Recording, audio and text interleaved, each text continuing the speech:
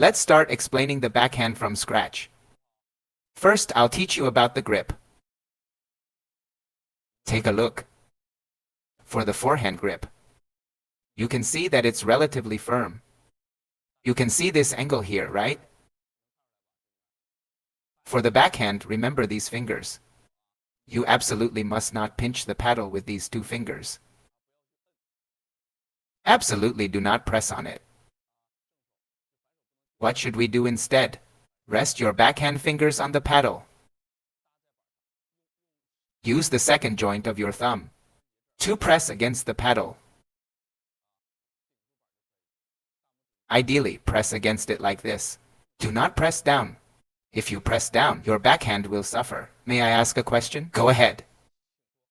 Sure. Let me ask. You said the thumb should tilt up, right? But I have a different opinion. For my backhand, I slightly press down, but not too firmly. Let me show you. I wonder if anyone else does this. My backhand looks like this. FangBo said to tilt it up like this.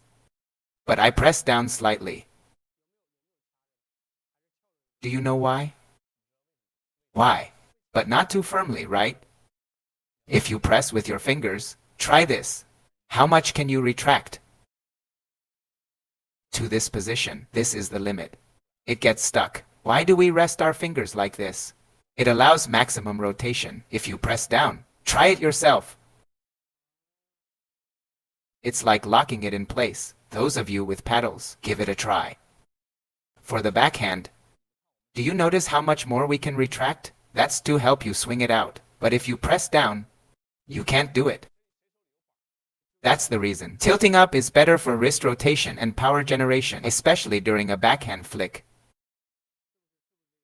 When executing a backhand loop, remember this: if your elbow isn't positioned correctly, you won't be able to perform the backhand loop. Nobody can. If your elbow is tucked in, you won't be able to loop the shot. You must open up your elbow. Once the elbow is open, fully extended, your fingers and wrist can then move freely. That gives you enough space. In this position, look. If you can't figure it out, don't blame me. It's completely on you. Now, I'll show you what happens when you grip the paddle tightly and loop. Listen to the sound. Hear it? The power from the wrist swing is insufficient.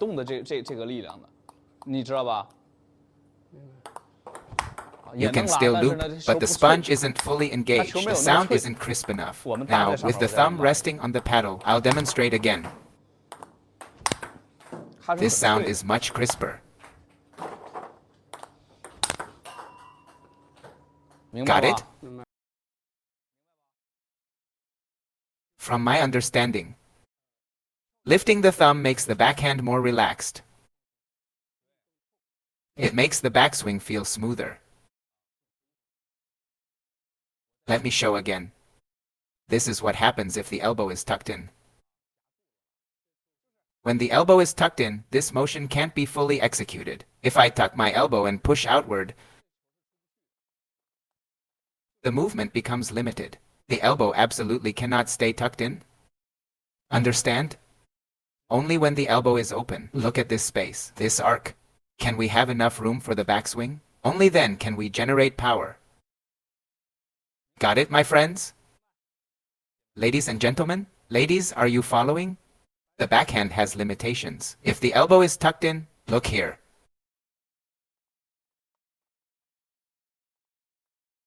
The same principle applies to penhold grips. I won't teach you how to grip the paddle. I'm not a penhold player, so I won't teach carelessly.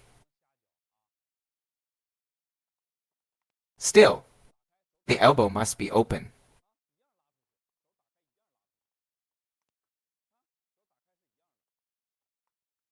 As long as your elbow is open, the motion will be correct. Another key point is the backswing. Bring the paddle closer to your body. Try to maximize the rotation of your wrist. Then follow through naturally. It's really not that complicated. Let me teach you now. How to engage your legs. How many of you know how to lift objects or do weightlifting? Everyone knows how to lift things, right? When we move heavy objects, how should we do it? If it's heavy, we shouldn't stand straight and just use our arms to lift. In that case, you won't be able to use your strength effectively. For example, lifting a table tennis table. If you stand upright, you can only use your arms, right? But if you bend your legs slightly, you can use your legs to drive the movement of your arms. That means you should generate power from your legs. Lift up using your legs, see? Push up using your legs.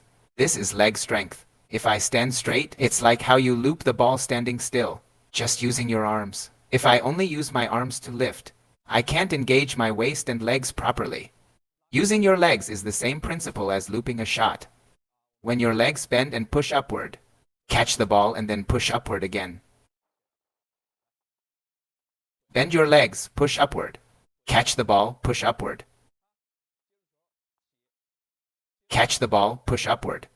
Once you have the basics down, you'll find that your legs and waist only need small movements to generate power. A small movement can generate significant force. At first, if you feel weak, focus on pushing off with your legs. Some players ask if they need to stick out their stomachs. Don't stick out your stomachs. You can see this for yourself. If you stick out your stomach, you'll lean back. Watch as I demonstrate. As soon as I stick out my stomach, I lean back. You absolutely shouldn't do that. Look from this angle. Push off with your legs. Use leg strength to push upward. If you just stand there using your arms, you can only do this. But watch this. Now there's a forward force. Watch again. This time without using my legs. It looks like this. But when I push with my legs, the force comes through. Use leg strength. By joining my membership, you can watch more than 10 videos in advance and access 30 professional tutorial videos by FangBo. These videos cover everything from beginner basics to advanced techniques, because it's possible for him to push it to your forehand area, ensuring you'll find the skills you need. The cost ranges from $1 to $3, depending on your region. Thank you all for your support.